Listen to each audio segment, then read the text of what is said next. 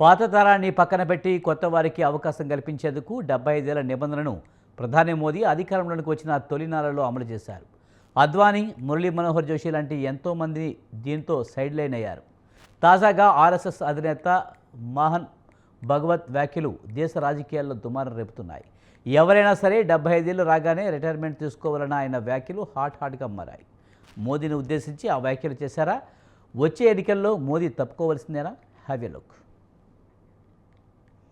Rashtriya Swayamsevak సంఘం అధ్యక్షులు మోహన్ భగవత్ చేసిన 75 ఏళ్ల డెడ్లైన్ వ్యాఖ్యలు దేశ రాజకీయాల్లో చర్చనీయాంశంగా మారాయి.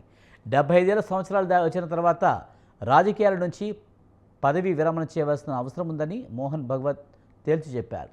భారతీయ జనతా పార్టీ విధానం కూడా ఇదేనని వ్యాఖ్యానించారు. 2014లో బీజేపీ వ్యవస్థాగతంగా ఈ నిబంధనలను పకడ్బందీగా అమలు చేసిన విషయాన్ని ఆయన గుర్తు చేశారు.